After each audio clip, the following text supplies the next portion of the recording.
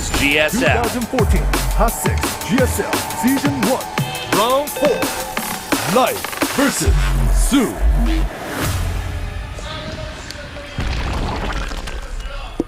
And what a cool map to do this on here. Yeah. Habitation Station.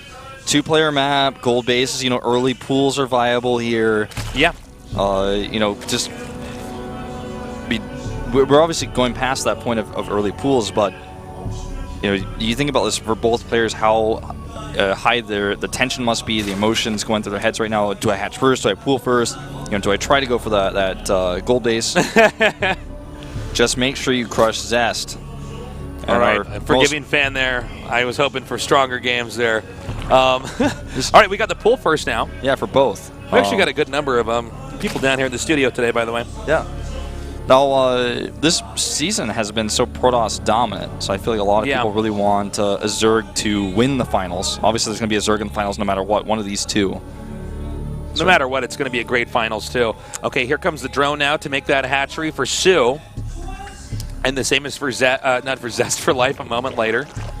I've been off with player names this entire day today. I think it's like one of those things where you just like mess up once and you just kind of like keep It's falling. like then you overthink it, Yeah. It's like when you bite your lip or something, you just like accidentally keep biting it. You're trying not to. Yeah. Okay, so we have the players now droning up almost identical builds thus far. It's going to be a little while before we see who tries to push out the tech. And actually, no, as I say that, Sue is the one. Drops his gas first. Going to tech up here. He may be going for Ling speed. That's been something characteristic of Sue throughout today. Getting that Ling speed quickly, and oftentimes pulling the drones off of the gas and just focusing on Lings and building a stronger mineral economy from there. He also likes to add the Baneling Nest early, even if he doesn't really attack with it. He's very confident. Yeah, it's like a preemptive Baneling Nest. It's like the fire extinguisher of the Zerg's base almost. Well, he sometimes will attack with a group of Speedlings with only one Baneling in there, just maybe hoping that Baneling gets the money connect that changes the game. Not a massive investment there. So Life saw the timing of the gas, actually, and is going to take his a little bit later, but got a lot more mineral mining as a result from taking it so much slower. Basically, 4 extra drones mining, the 3 off the gas, plus the drone that becomes the extractor, so if you think about it like that. And here is Ling speed now coming out. Now he kept, I believe, was it 2 in gas? Or no, it looks like it's 1 in gas here. Yeah, judging by how slowly the gas is actually going up now. And he's just droning up and getting Lings when he sees that to be necessary. Let's see how much he wants to commit to anything with that speed at all. He may take this in a different direction from some of the other games and just try to get as many drones as he can, since Life's experience with Sue so far has been mass Lings early on with that Ling speed upgrade. We already see the Spine Crawler now being started for Life.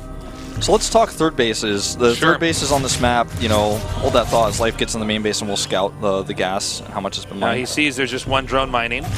So there's 2 third bases you can take on this map potentially. One is the gold base, which is closer to your opponent, tough to defend, but has a huge return on those minerals. And the third base that you take that's below the natural for both players is much safer, but has a lower income rate. I think we have Sue, just now taking that third base up here. Now, note, previous games we've seen from Sue, he takes the third base, but more as a placeholder. Yeah. And a location to produce from. Now, the second base and the third base, if they're both under pressure here, and you're Sue, that's difficult for both sides to defend. And by the way, just to highlight this from Life is actually walling in his entrance with an evolution chamber and a roach warren while getting his lair.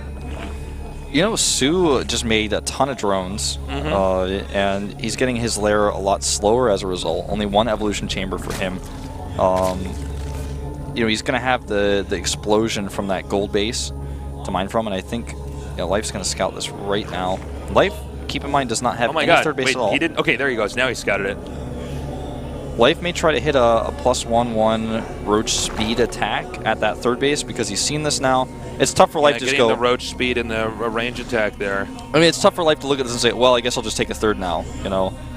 He might take a third hatchery for extra larva, but well, you got keep it in mind if Sue transfers. Okay, beat me to it. If Sue transfers enough drones like he does here, Life has to kill this like now. Yeah, very soon. Because simply put, the number of roaches and lings that Sue can produce, Life cannot compete with that. He cannot compete with that. It's more important for him to have the drones in the gold base than it is, ouch, that's pretty big, losing that Overlord. It's more important for him to have drones base at his third base than even his second.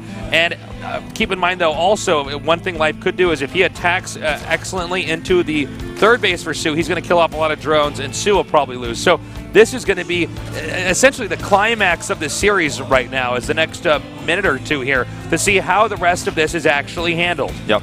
Life's moving across the map with his early roach numbers that he got up much faster because he wasn't investing into that third base. And the investment for Sue is about to pay off. You know, he's about to reach that threshold where he's got all that huge economy. Already has a few roaches out here. Now, this could be everything. This fight could decide this entire series who's going to the finals. Life decides to push through. He's got an Overlord to help spread creep.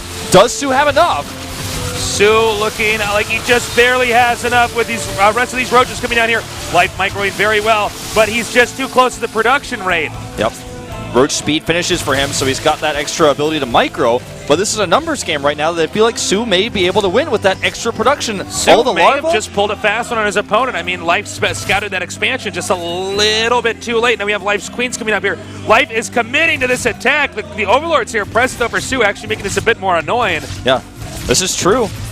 I don't know, man. I feel like Sue he's still at the better economy. The longer this goes on, the worse it is for Life. He's got a better concave here. He's about to have his own roach speed and his own +1. Life is trying to push through. Transfuses go down, but he's fighting into a concave here, Tasteless. Yeah, the convex does beat the concave here. And now, look at this. And this is just too much. I think we might have a winner here. I think so, Tasteless. Look at this. He's walking, tucking tail, and retreating. I mean, this is funny because it sort of highlights the entire premise of RTS games, is get that economic lead, get a better army, you secure that economic lead as well. Then you get the bigger army, and from there you win with a better strategy. I mean, now he's just got all the roaches. You can see in Life's face right now, kind of the he's completely aware of this really disastrous situation. Right. Life is trying, though. Let's see if Life can get a third base up here with the gold. He's trying, right? I mean, he's got nothing else to fall back on. He has to attempt a third base here. He can't just stay on two base against a gold third of his opponent. And now Sue having even an attacking concave. That's how many more roaches he has than his opponent. Is just going to push his way through here. Zerling's now starting to leak in as well, tanking the shots. The spine goes down, and Life dropping its supply rapidly here. It looks like Sue's done it, chasing down the last of those roaches. Unbelievable.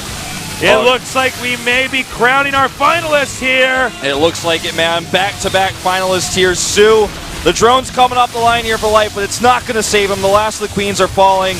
And, of course, he's producing just way too much. You can see on the mini-map, it's a blur of yellow darting across here to wipe out the remaining red that is Life. A smile on Sue's face. He knows he's done it. Surveying the situation, will be typing in GG momentarily, as this is the point of no return. Roach is now streaming into the main base even. Zerling's up there to support them. The natural hatchery is falling. Life's third still up, but not mining, of course, and that's it. GG. Sue will be our second. A brilliant Zerg versus Zerg series. Oh, no, you didn't. Finger wag. The finger wag has been done. Life outclassed there. And, you know, it's funny. Overall, this series was very technical, but the last game was, you know, fundamental RTS played out. Yeah. That's how you win. Oh, he got the gold base first. Life did not scout adequately. We don't know why. He didn't get there until that hatchery was moments away from finishing. Yeah, he just didn't see it. Sue then sent the drones over to the gold base. More drones than were even at his second base to mine from that. He got the econ lead. Life, doing the only thing he could do, tried to do a timing attack to wipe out the third base and get a lead from there, taking out the drones at the third base.